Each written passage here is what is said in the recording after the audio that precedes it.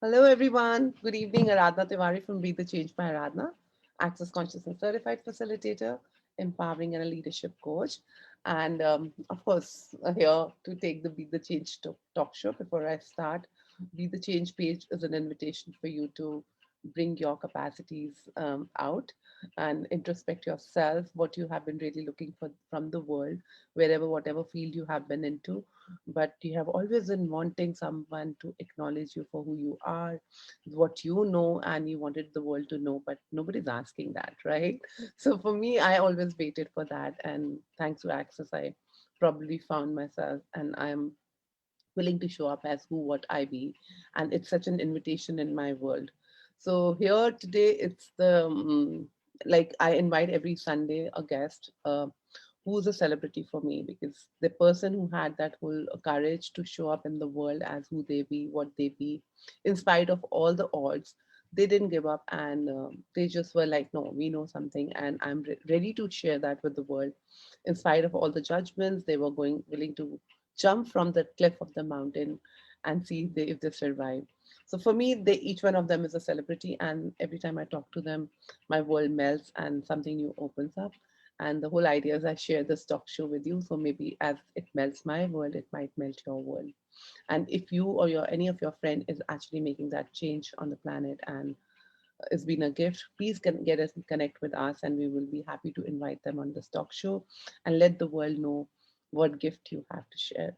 And today's guest is a very, very, very, very dear friend of mine, Smriti Goswami. And how did I get so lucky? And the talk show got lucky. Smriti Goswami is a business mentor, life coach, and a certified facilitator of several Access Consciousness special programs, including Joy of Business, Being You, Right Voice, and Access Powers. She's a certified FAA commercial pilot, experienced glider pilot, and owner of Mumbai organization Art Escapes. A committed advocate for women's empowerment, Smriti offers individual consultations and classes around the world, empowering people to think out of the box and follow their dreams. Wow. So let's invite Smriti. Smriti, can I have you online here now?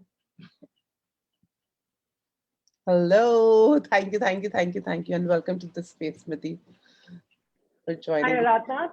Thank you so much for inviting me. I'm really looking forward to being part of this.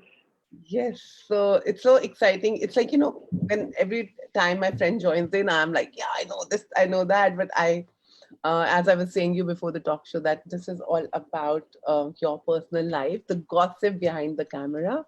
So everybody knows who Smriti is. She's a pilot, she's like a business coach, blah, blah, blah. But what all you went in your life, how you actually stood from every space and showed up in the world. So this is about talking that. And so can we have some, I mean, I would love you to start your journey, and I'll ask the questions. Cool. I have some amazing stuff to share. A lot of people know me as a facilitator right now with Access Consciousness. Not many people, and of course, they have an idea that I'm also a qualified pilot, but not many people know about how I was during my childhood and what all choices led me to be what I am right now, what all I had to go through, and how many times, you get into self judgment and you think you're not good enough, and then you just keep choosing more and more, and then just keep showing up. So, so let me start with my childhood first. So, as a child, I used to be quite a rebel child. My parents I was like totally pampered, really, really loved a lot by my parents. And I used to throw a lot of tantrums all the time, all the time. Okay. So, except when my brother was born. So I was about 3.5 years old. Till then, I was the center of attention, so just taking charge and just owning the world and everything. And then my brother was born. And since I was used to so much of attention earlier, I suddenly all that attention started going to him. And it was a little tough for me to deal with. Not that I did not love him. I was so overjoyed when he was born, and I really, really loved him. But I used to miss the attention.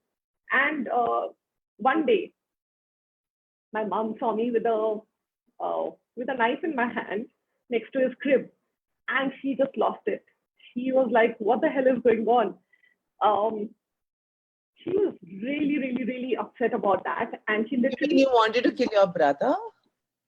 No, I don't think I would ever want to kill him, but I remember that he found me with a knife next to him. Not that I was going to kill him, but I somehow had a knife. Maybe I was curious about it, but I had no clue.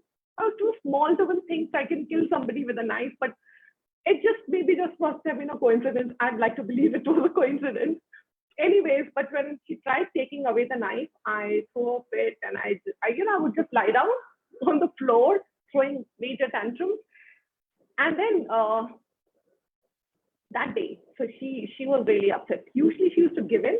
That day she didn't, and she literally actually got hold of my hand, led me out of the door, and she shut the door.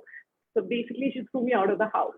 So there was the house that we used to stay in that had a huge garden in front. So it was like she didn't put me out of the gate.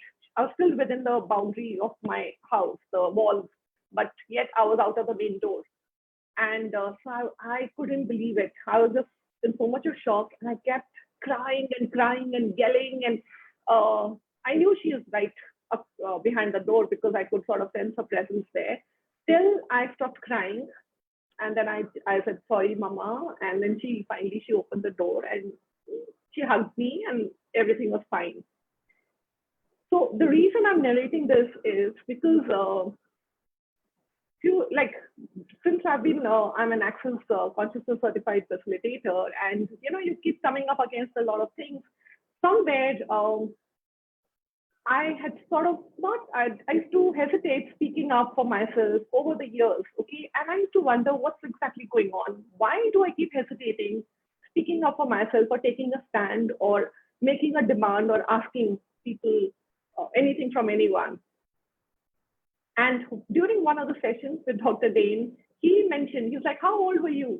And, he just mentioned that what happened when you were 3.5 years old. And that's when I remembered this incident. That's the reason I'm narrating this, because I realized that day onwards, the day my mom threw me out of the house, is when I actually stopped making a demand for myself. I just stopped thinking that, I can't make that demand, because earlier, anytime I'd throw a tantrum, it was just taken care of. Everybody would sort of cater to me. But sometimes certain things you can't get away with all the time, right? I think it affected me in in ways that I couldn't even imagine at that time. So some sometimes, or actually, let me ask you all a question. How many of you, from the time you were little kids, learned to find the tiniest little crack where your space wouldn't impose on anybody else, or wouldn't impinge on anybody else, or wouldn't impel a different reality in their world, and wouldn't harass them for your very being? Those are the times when you stop making choices, or you start sort of making yourself less and small, so that you don't uh, so that your space will not impose on anybody, is when you stop making choices for yourself. So I didn't realize when I started choosing that. It's not that my parents didn't love me, they did, but that incident stayed with me and I'd forgotten about it. So sometimes there are subconscious choices that you make which sort of create your life the way it is showing up. So Yeah. that's what it is. You start looking at how you are relating to other people's reality, and so you start creating your reality based on that. And that doesn't really, basically, you don't want to upset them. You don't want your choices to start upsetting them. So you keep a little low profile, keep yourself less and timid and shy, and not be out there like that, right? So that's sometimes there are those points of creation which get created because of certain incidents, which So do you sometimes you get just that, Smriti, that also sometimes is a gift because you created it right there, but I'm sure it in the longer journey it did kind of gifted you. Yes, but from your example, it definitely kind of whosoever are bringing up their kids, if they actually be present with it and see that. And also, a lot of us have been through that, as you rightly said, that we went through all that, and we're holding that energy of angst and anger into our worlds, not acknowledging that we have lost ourselves. Thank you for that. Yeah. yeah, so that's what I was saying. We don't even realize how subconsciously we create that. It took me so many years and so many classes, so many sessions to actually realize that, wow, that's where it was all stuck, right? And the moment that got cleared, the moment I became aware, oh, wow, And I realized that that wasn't really the truth. Basically, I really did not need to hold myself back for anyone, right? And now I'm very, very different. But sometimes those stuck points is what sort of starts getting Your released. voice is actually rebounding. Is it Is possible? it rebounding? Yeah. Let me wear a. Let me wear.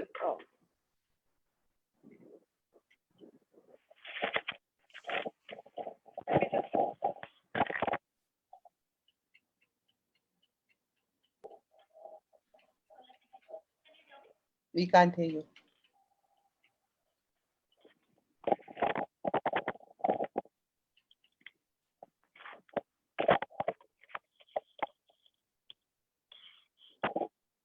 I can't hear you. Okay, Maybe, now can you hear yeah, me now? now much better. Yes. Thank you All so much. right.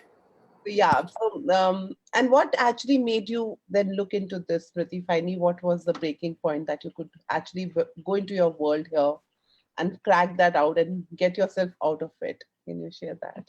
I'm out of it right now. I was Yeah. just narrating, and that time I just sort of got caught up in that. But I'm totally out of it. Yes, today it really helps me when people come for sessions. I just know where they must be stuck, or what are the things that could have, incidents that could have just, which might not really be such a big deal, but sometimes you just tend to get stuck.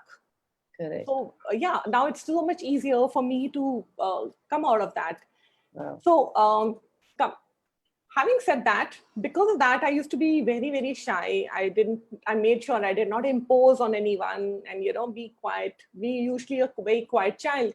But I was very, very observant, and I would always observe life. And I would just love being in nature, by the plants, flowers, ponds, lakes, lilies, hummingbirds, the works, right? So, because that's what used to just make me feel really good about myself. And later on. So I would, as a child, my dad, he used to be a pilot with Indian Air Force, and every day I would see him um, go for his flying sorties. Sorties are they just fly the aircraft every day.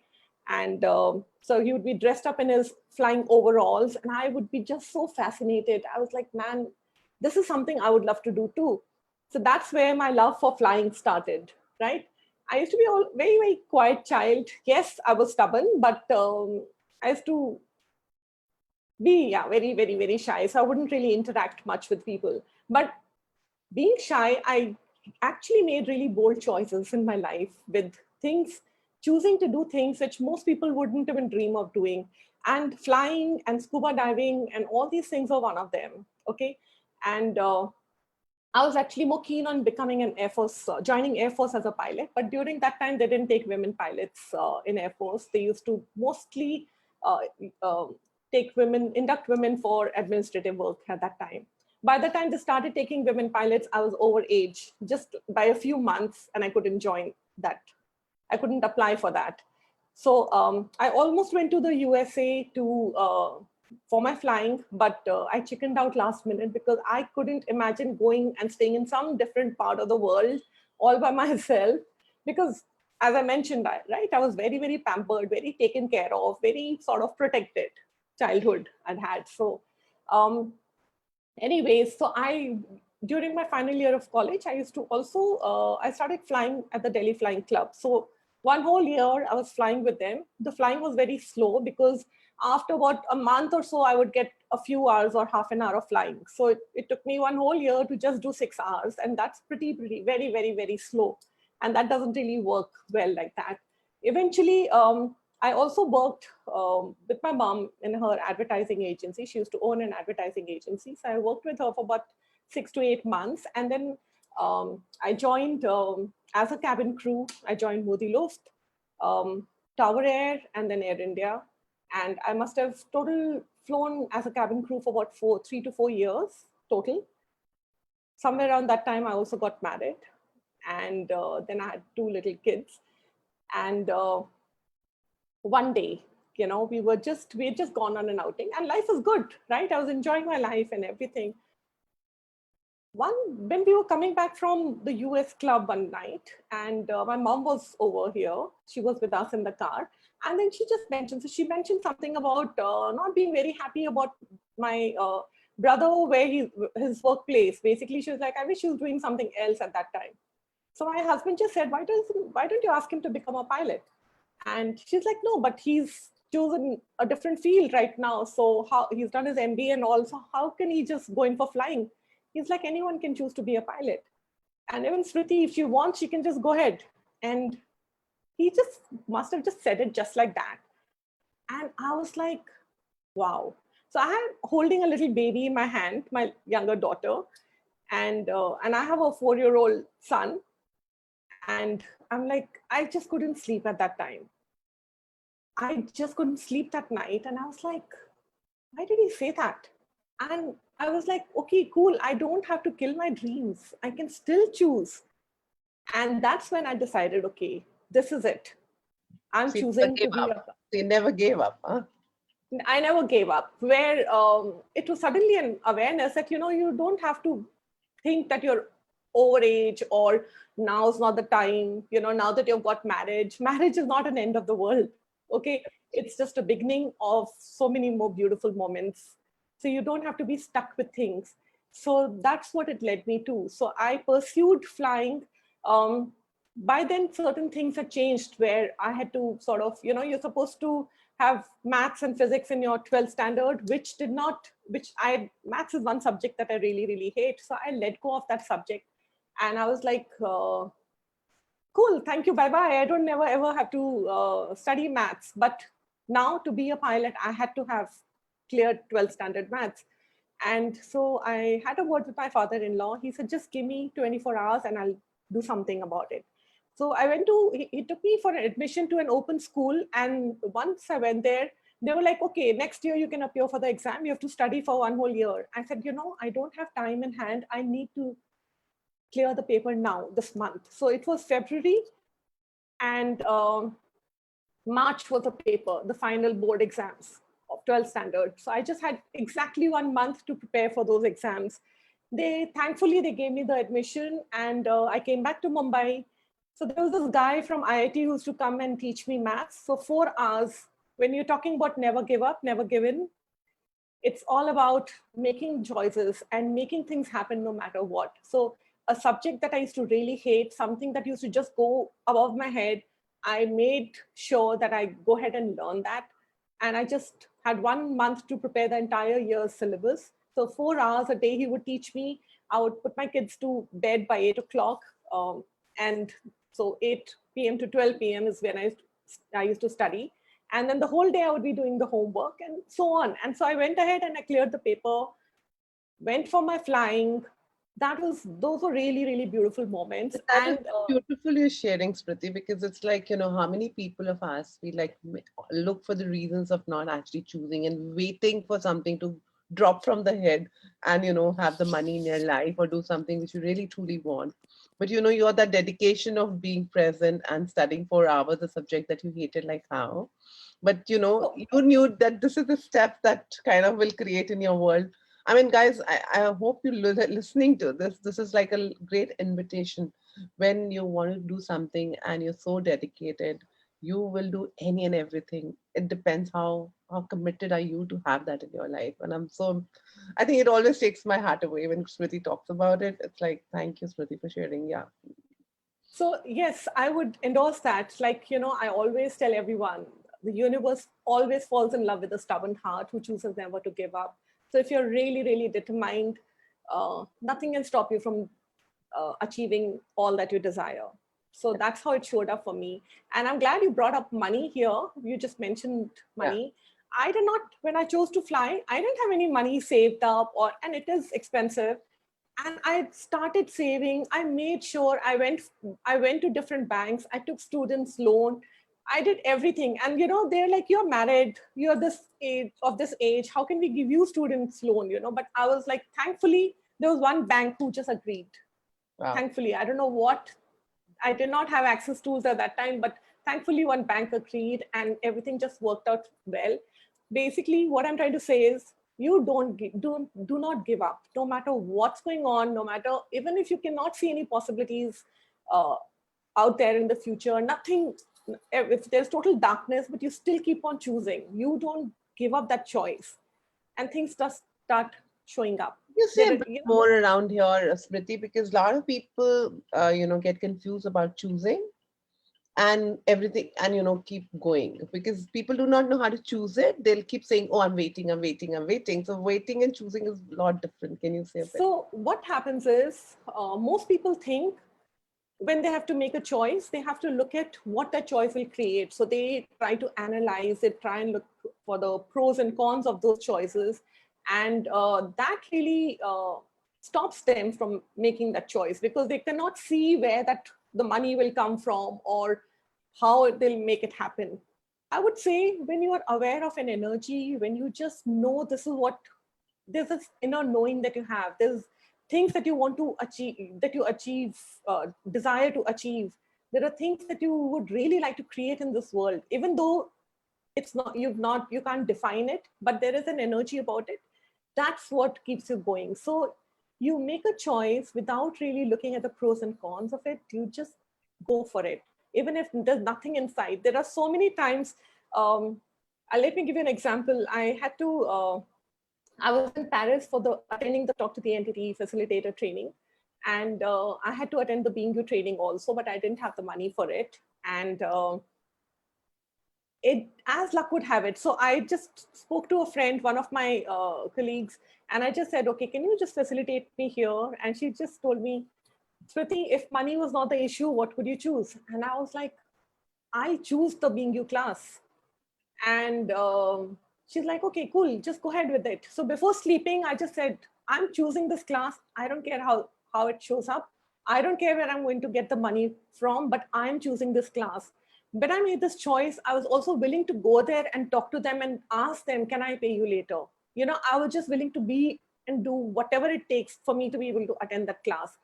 That energy of not giving up without trying my best, without giving it my best shot. So with that energy is when I just dozed off. And in the morning when I got ready and when we were walking towards the Talk to the Entity facilitator training, I just received a message on my phone saying that my account has been, the 2 lakhs have been transferred to my account. And I was like, some FD that had been transferred, things that I'd not even been aware of, but somehow that money just got transferred. And I went ahead and I chose that class and it showed up. So that's what I mean. You don't have to look at how it's going to show up. Just make that choice, and it will. That is so beautiful. Thanks for sharing. And I'm sure that's an invitation to a lot of people here that this is like true joy of actually choosing something. Just basic, I have to have it. That's come whatsoever. I'm willing to sell everything. I'm willing to do anything. And I remember that being your class with you, Smriti. So I totally Yeah, acknowledge that and have your back. And I think when you have your own back, that's when the universe has your back and the joy of it. absolutely, That absolutely. is amazing. And I from there I've seen you how you have chosen to, from nowhere to be everywhere. And there have been times where you've actually been blank and on the screens and you were like, where Oh is it? I'm yes. not choosing. So, but So you are here now today mentoring so many people around business. Can we talk a bit about that? So yeah, definitely. So I remember when I became a Joy of Business facilitator. This was in 2017, and I was very excited about it. And I was invited to be part of a book club, which was along with the other worldwide facilitators of Joy of Business. So I was really, really excited. And that was my first Zoom call ever. So I was really excited and nervous, and I wasn't sure what I'm going to do, but I was just present there. And when they started talking, I realized, okay, it's not about reading the book, but they're just asking questions, and you have to start facilitating here. And that sort of took me off guard, and I just didn't know what exactly to do. I couldn't understand their accent because they were speaking too fast, and I was wondering, okay, what's going on? And it was like 2 a.m. India time at that moment, so I was half asleep, and but I was trying my best to be present. I couldn't figure out. Okay, I made a mess of the whole thing. Thankfully, there was another facilitator who just took charge and sort of took charge of that particular Zoom call, and I could sort of move out. So I kept logging off and logging in and logging off, and I just said I have some internet issues, but I did not have any internet issues. I was just looking for ways to escape. You know how it is when you perform badly, or you just something then does not go right, and then you keep thinking what just happened here. And I realized, I was like, okay, this is not something I would ever want to experience ever again. So what's going on here? What is required to be done? So I was like, okay, let me go ahead and choose a Right Voice for You class. I had done the entire series of Right Voice for You once before, sometime in 2016, just a year ago, right? But I was like, there's something still about it. So I chose the class again. And I was like, I'm choosing to be a Right Voice for You facilitator this time. And whether I can speak up or not, I'm choosing that. My idea is whatever it is that's stopping you, you need to choose more and more of that, because your greatest fear is where your maximum potential lies. Your potency is where your greatest fear is. You mean fear is equal to potency? Fear is actually equal to potency. Whatever you're trying to run away from is actually where your potency lies. And today, when I conduct the Right Voice View classes, we've conducted a few together, also Aradhana. So I realize I just know what's going on for them. It's just, I just know, right? Because I've gone through all those phases. And I also know that this is not permanent. When you make a choice, you can just go ahead and change that. So yeah, I did go blank. Also, one more thing that showed up, I got invited for to be part of the Access India show as a guest speaker. And I was like, wow, that's interesting. My previous Zoom call did not go that well, and I don't know how I'm going to do what I'm going to do here. But I still went ahead and said, yes, I will be part of it. And again, so I had my hand ready on the mouse, just with the arrow pointed at leave the meeting. I was like all set. The moment they would have called out my name, I would have just quietly left the meeting and told them there's some internet issue. Meanwhile, they would have called another guest speaker to converse. And then I would have sort of, the last 10 minutes or 5 minutes, I would have just shown up. I was all set. I was like, this is what I'm going to do, right? Ready to escape, ready to hide. And so when the facilitator just started introducing, so she just mentioned, okay, this gorgeous, beautiful. I didn't even think she's talking about me. I thought that's someone else. So it's not my turn right now, so I can hold on. And then she took my name, and I was actually taken aback. And I didn't have time to leave the meeting. So I just started off with saying, like, talk about not being willing to be seen. I had my hand ready to just click on the mouse to leave the meeting because I didn't want to be seen. I was just been running away. And the moment I mentioned that, do you see what I did? I was just being very vulnerable, and it was just very natural thing for me to say that time. So there were a lot of people who were already part of the call who started writing in. They're like, oh yeah, even talk more about hiding. What do you mean about that? And when it comes to facilitating someone else, and I just took charge, and I was like, no, no, you can't even think of possibly hiding yourself. You know, you have to be this energy, you have to show up. And I started facilitating, and I realized, wow, that was fun. And that was something I really enjoyed. So it's never about you. You keep thinking that when you show up for a meeting or a Zoom call, or when you show up in a class, or when you show up for something, it's all about you. It's not about you. You have to see the contribution that you can be for others, right? For example, if you're looking at writing a book, most people would think, if I am writing, so if Smriti is writing the book, it has to be perfect. It has to be really good. I have to make sure nobody judges me. What if it's not about that? What if it's okay to be judged? What if it is more about the contribution that you can be for people and And thank be you that so space much for them? for this vulnerability, Smriti, and for sharing this. And I know so many of us here who are watching this now or in future, how much shy, how much of a hiding we are really, really choosing to be hiding ourselves, to be off screen, run from it. And then, we watch like this media people, like right now you're watching both of us, or you're watching, the celebrities in the world and the people who are just on the camera. We think, wow, it's so easy for them to talk. But, and the whole idea of, this whole talk show is about for you to let you know that we all have been through our bits and pieces, but we never gave up. And how Smriti has been talking, and I have been, and I mean, we both have been moving together, me and Smriti, and it's been amazing. And I've been with her that time also when she had been going through all that, and how we have been support to each other. But the beauty is we never let each other go. It's like, okay, we can do it, we can do it, and it's okay. And there is gonna be a first time, there is gonna be time where you're gonna mess up everything. But that, guys, don't ever give up, because this is what the world is waiting for. And everybody goes through that, everybody goes through that. We were not born perfect, we are not talking perfect, and we're not even talking perfect today. So, even right now, there'll be so much going in our worlds that, oh, is that okay? Is that fine? Is that not fine? Yet, that whole commitment of showing up is amazing. And thank you for being so vulnerable, Smriti. I just love this vulnerability of yours. Thank you so much for giving me this opportunity, Aradhana. And I actually, most people tend to put on a facade, or they'll put on a mask and they'll show that they are perfect. Usually they tend to do that because somewhere they're hiding that vulnerable part of themselves where they don't want to be hurt. And I've done that a lot too myself. Today, because this call is all about be the change, it's about acknowledging what all your all those places where you've stopped yourself. So that's the reason I'm talking about all this, so that I can sort of convey to people that you don't have to stop yourself. Most people do not choose something because they feel what if they fail. But I would just invite you to see, what if you actually start flying? What exactly is failure? Failure is just something that did not turn out the way you had envisioned it. All right, simple as that. Failure is not a failure until unless you stop choosing and trying to create more and more of. Wow. Okay, so how many times we are actually scared to show up in this world because we feel we will not be received.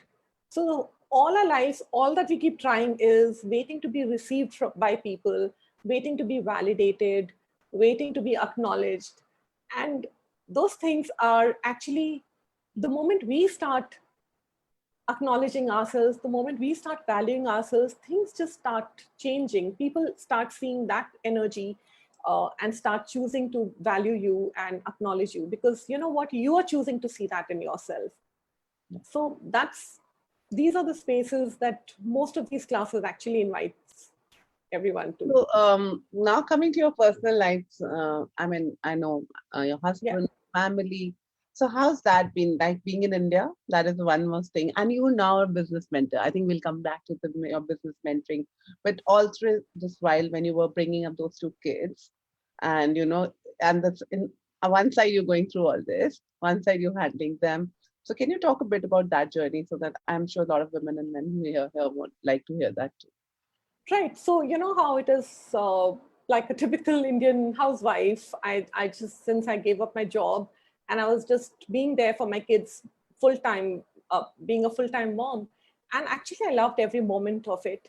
However, there was this one thing which always, where I always wanted to fly aircrafts, and I thought maybe now I have to let go of my dreams. Thankfully, my husband was very, very supportive and he encouraged me. It wasn't easy. Let me just tell you, it wasn't easy. I had to convince a lot of people and make sure that my kids are taken care of. And then that's when I chose to go flying. And even when I came back, it wasn't easy because I had to clear papers, I had to give them time. So things were a little difficult because it's not like, because I had a lot of responsibility. So, but that was fine. And eventually, I did not really choose, I decided, that was a decision taken by me not to take up a job, because I realized that my being away for about 8 to 9 months for my flying training, I was in Florida, it sort of had affected my son. Okay. And that did not go down well with me, where I was like, is it even worth choosing to do all this if it's going to affect my kids? Because I'd rather be with them right now. So that was a decision that I took myself, and not a decision that I regret at all. So I trained to be a pilot, I got my license, and I chose to be a stay at home mom. And yeah, and I was just there full time trying to bring them up, and learning all sorts of other things, numerology, tarot, just out of curiosity, just because I'm a seeker. I just want to learn, not because I wanted to make it a profession. Um, yeah, and So then I can got you introduced to talk a bit Access. more around this? Because, like, no, so many people, and it's so beautiful, Smriti, you shared that, so many of us want to do this, and then, oh, I'm not getting a chance to go earn or do a job because because of my kids I have to leave it, and my husband could have taken care of, and n number of stories that we gave, and we always had that anger and angst in bringing up the kids, the family that we actually chose to have. And can you was it that, I mean, honestly asking you, being vulnerable here, was it that it ever went across your mind that okay, this is not the right decision or not the good decision, or So, I'll have to give up myself? my kids actually supported me throughout all this while, but I still had to take that call. I chose to take that call because somewhere I realized, how it is when you're looking at traveling all over the world, being like a working woman and stuff, feeling that you need an identity. Somehow all that just did not matter when I saw my son, which he was very, he was not, I don't know how to explain. He had just changed as a person. So that was something that I couldn't handle, right? So I made sure that, because for me, my kids were my priority. So I decided, so I never felt that I'm not flying. Of course, I still nurture the dream to fly, but maybe someday I will, you never know.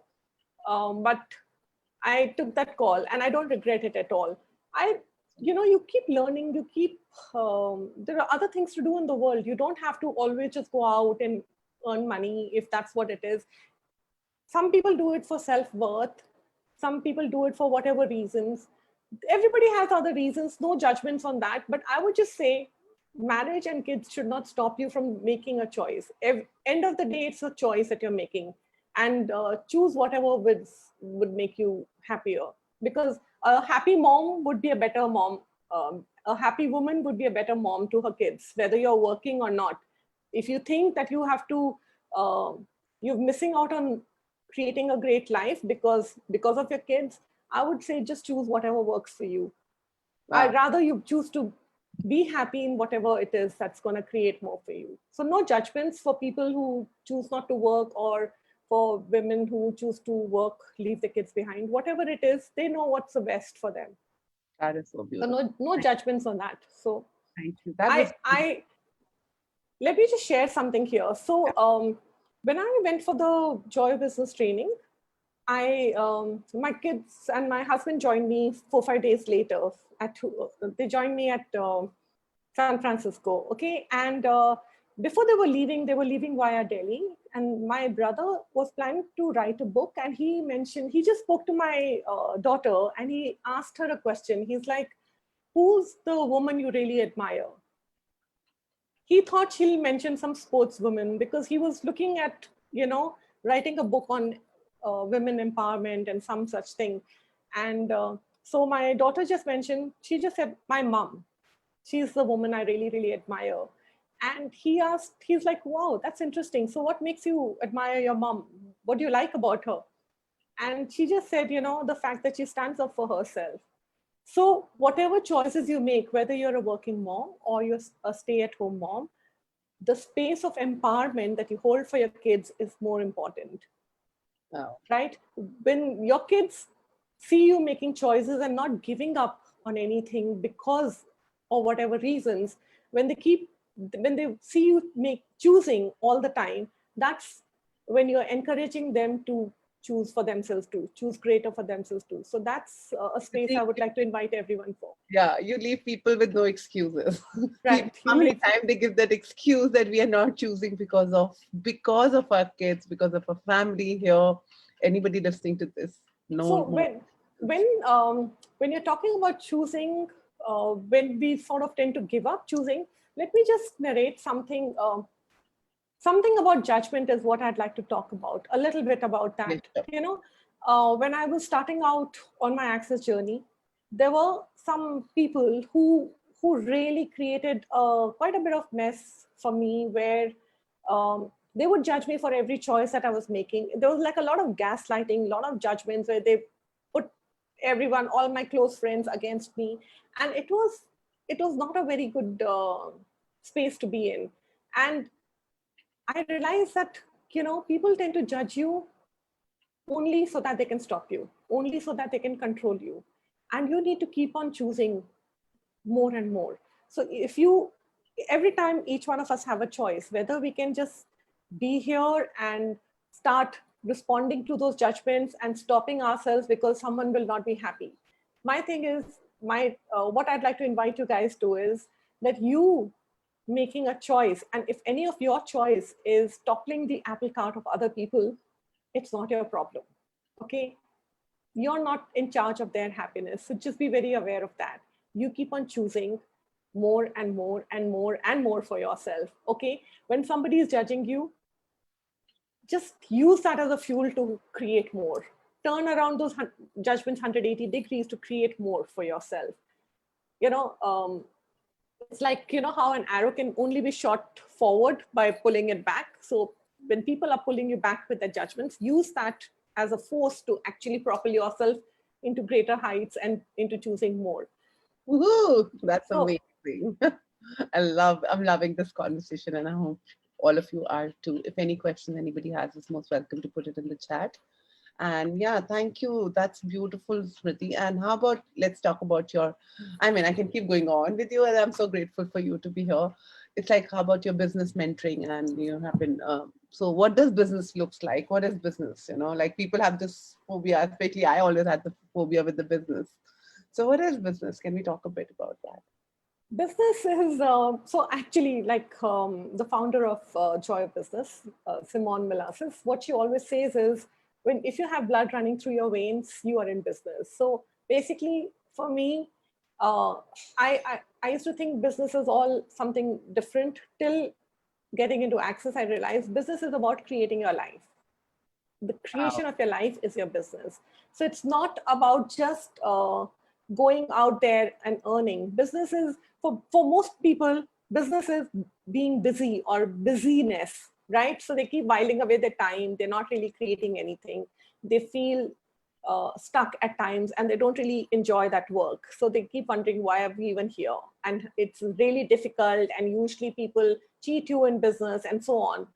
End of the day, your point of view will create your reality. So just be very aware of that. For me, business is about being that energy, having fun, choosing to do whatever I want to, whatever time I want to, and not being stuck with anything, right? So for me, fitting into a box is a little bit of an issue. It's not fun for me. Okay. But most people, when they're creating business, they look at their past failures, they look at that and they try not to replicate that. So end of the day, if you're looking at your past failures in business as a platform to create another business, you end up creating another failure just with a little difference in theme. So be very aware of that. Business is about asking a lot of questions, choosing more and more from possibilities, never giving up, never limiting yourself, and knowing that anything is possible if you put your mind to it.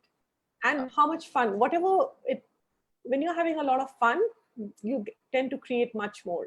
And there's nothing linear about it. It's not like this month I will create only this much. Of course, set your targets and everything, but be willing to allow the money to just show up. So it's like a lot of women say that, oh, we're sitting at home, we can't do business. We don't know how to do business. What is that, Smriti? Can we talk about that? So, because most people have defined it like that. So every time you're looking at creating your life from definitions or basically what other people want you to do, you know what happens mostly at home, um, in families, especially in joint families or otherwise also, people tend to project. So it's like how you project a movie on a screen. Similarly, people tend to project their thoughts onto you. So even if nobody is stopping you, but their projections is enough for you to stop yourself. Okay, you remember I mentioned about not occupying that space, not being big enough so that you don't impose on anyone, so that you don't really make annoy anyone. So it's just about that. So people's projections is what you tend to pick up, and then you stop making choices for yourself. When you're sitting at home, there's so much more that you can create. There's you can continue learning. There is a lot of women, just because you're married and have kids doesn't mean you have to stop yourself from creating a life that you truly desire. There's so much, there's so many options, there's so much more that you can keep doing and choosing. That is so beautiful.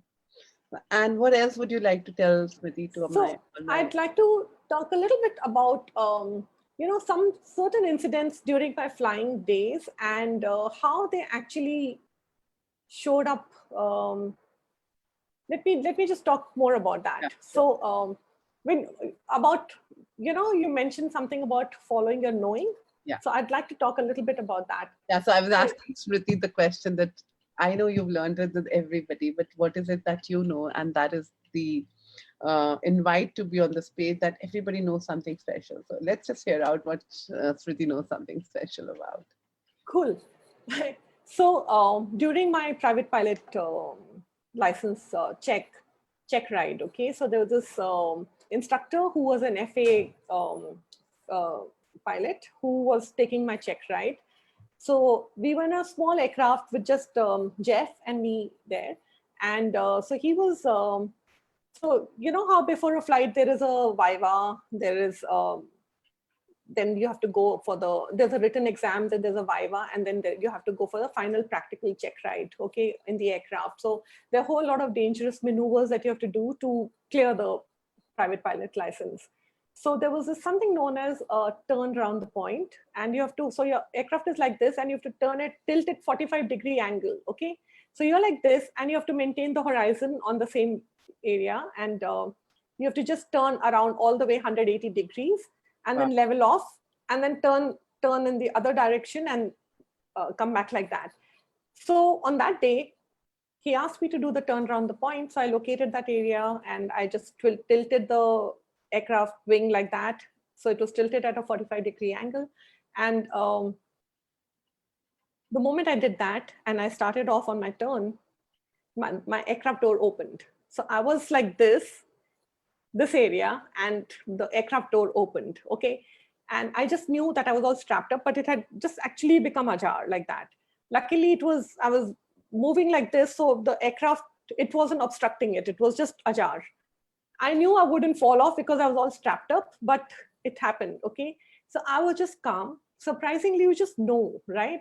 Sometimes you just know everything's fine, even though the aircraft door is opened mid-air. I'm, I think, 5,000 feet above the ground, and mid-air, the aircraft door had opened. I just completed the turn. I made sure all the parameters were in place exactly the way it is. Completed that turn, leveled off, and then I just asked him to take controls while I shut the door.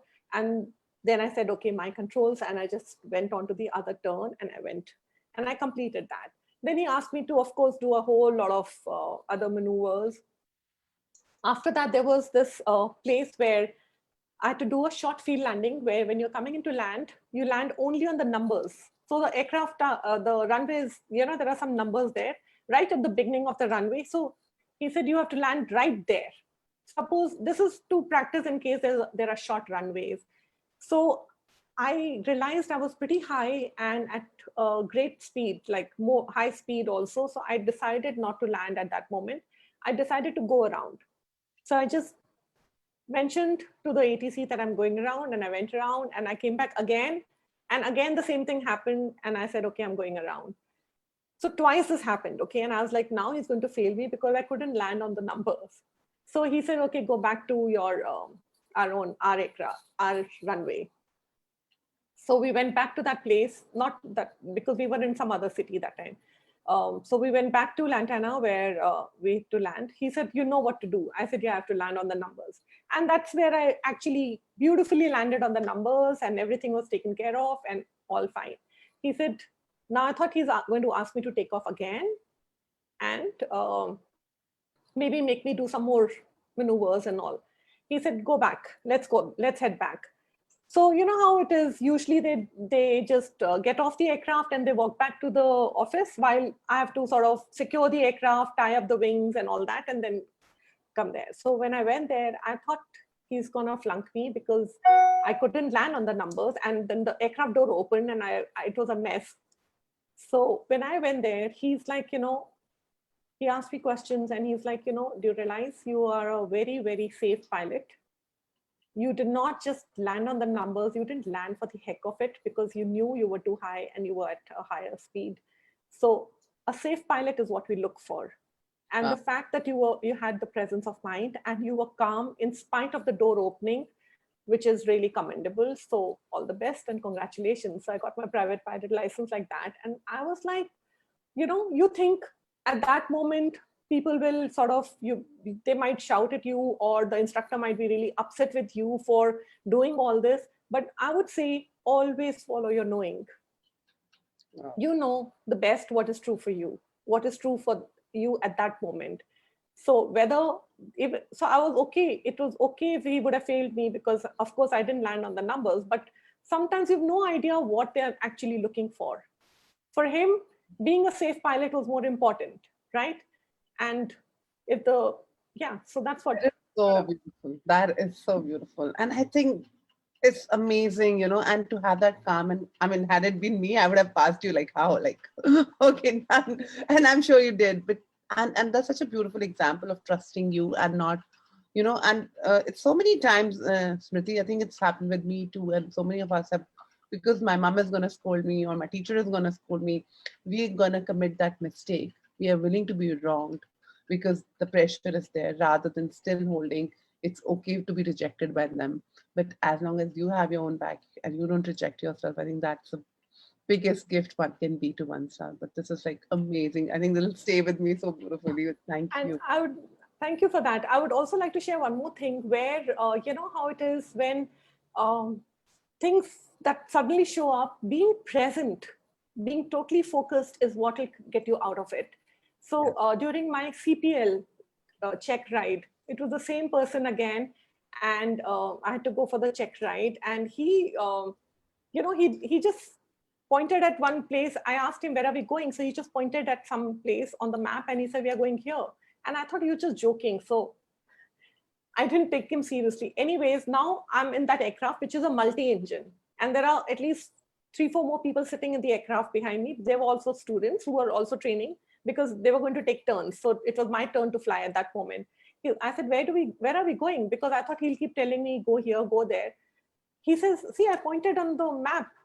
And I was like, oh my God, now here, because it was a unmanned runway. It was a private runway. So you can't just go ahead and land on a private runway just like that. So, and I was like, okay, now what? So I had to really, and that aircraft was pretty high speed. Okay. It wasn't like the small training aircraft that I was used to. So you have to take split-second decisions immediately at that time. So anyways, I logged onto the frequency, took permission, did whatever. And I was about to just land when he said, okay, come on, take off again midair. Like, don't just land here. It's okay. He just wanted to see how I'm going to, what all parameters I'm going to take into account. And a lot of other things. I just remember one incident, which is the final landing, where, there's something known as ILS, where you are flying without looking out, and you're flying the aircraft without looking out. And so you're just looking at the instruments and making sure they're in one line. So I was following that, making sure, and I won't get into details because it'll get boring for a lot of people, but I'll quickly just narrate. So I had to basically focus on coming on to land on one particular runway, but I actually had to land on the runway perpendicular to it. So I came there, and that's when he actually, and I can't look outside because I'm wearing something known as foggles, which is like a blinder, which you can't see anything except the instrument. I couldn't look out. So I'm just bringing the aircraft right close to the runway, just about 600-700 feet, 500 feet above the ground. And he cut the engine. So now suddenly it's a multi-engine, it's a dual engine. Suddenly I'm without an engine, and I'm coming on that ILS glide slope, and I had to also take a turn and land on the perpendicular runway. So that presence of mind, that's just being there, because suddenly, things can change. I did that. I landed pretty beautifully, and he actually applauded me for that. And he said, very well done. What I'm trying to say is, be present at that moment. Don't get into thinking, because sometimes, a lot of time, people think themselves out of situations, or they think, they go into thinking and they don't make certain choices. Just be present and just trust yourself. You will be fine no matter what. This is Trust. what I love, that momentary being present, and otherwise your life is gone. Yeah, so it could have really been very fatal, or something could have happened. But just being present and landing with one engine out, all those are procedures, but yeah, it was fun. And it's not something I'd done before. So yeah, it was fun. I think it's These are things. everybody's applauding you here too, Smriti, on the chat, and everybody's like so grateful to you for being so vulnerable and sharing. And I think you're such an inspiration for every one of us. Thank you for who you be. And before you leave, I know I can keep going on, but I think before you leave, we would like would you like to tell people about your classes, upcoming classes, or what you're doing, and what all do you offer? Though your links have been shared on the chat, but would you like to talk a bit about? Sure. You can find me on smritigoswami.com. That's my website. It's still under construction, but most of it has already been done. So you'll have the information you require. And I conduct Business Done Different and Joy of Business classes. I also conduct Right Voice for You classes. And it's about showing up in the world, being your voice in the world, being actually choosing to be more present in the world, making your presence felt in the world. Joy of Business and Business Done Different is all about creating more and more in your business, not letting anything stop you, and doing business in a very, very different dynamic way. And of course, Being You classes are also, which Aradhana and I conduct together also, which are really, really brilliant classes. It's about letting you know that it's okay to occupy space in this world. Nobody's going to harm you. Nobody's going to pull you out for that. Just be there, because you have no idea whose lives you're changing just by being there, just by your presence, just by choosing to be you. Right? And I would like to leave you guys on one note. Just know, every time you get stuck with certain things, certain choices, certain situations in life, just know this quote, like, I'm not what happened to me. I am what I choose to become. Wow. Okay, just know that. No matter what has happened to you in your life, you know that you have the choice to change the way things show up for you. You always have a different choice to create a greater life for yourself. It's so beautiful. Every word is amazing, Smriti. Thank you. Thank you for the gift you truly be, and I love you loads. I love you too, Radha. Thank you so much for inviting me for this. I had not really prepared or nothing, and I just went, but I love talking about my flying experiences. It was very inspirational, and I'm sure people who are watching now or watching in future are gonna be really, really inspired by it. Thank you for the gift you truly be. This is how you change the world, when you be you. And it was so lovely listening to Smriti, and I think everyone here. And somebody on the group just said that I am not a celebrity. Guys, if you're actually choosing to be present, if you're choosing to be who you be, you are a celebrity for me. So don't underestimate that you're not a celebrity. There's no definition of a celebrity. For me, a true celebrity is one who actually chooses to be them, and have no shame, and are actually willing to be present in the world as who what they be. So come join me and get in touch with us and my team, and we'll be happy to have you here. And thank you again. And thank you everybody who's joined in now. If it was inspirational, please do share it with your friends and invite them to watch this. And I wonder what gift that can be to the world. And thank you, my team, Sonali, Shivangi, and Umesh. Wouldn't be possible without you all. And guys, stay tuned onto the space for next Sunday, next guest, and of course, my question every day. Thank you, guys. Thanks, Smriti, again. Thank you. Thank you so much. Bye-bye.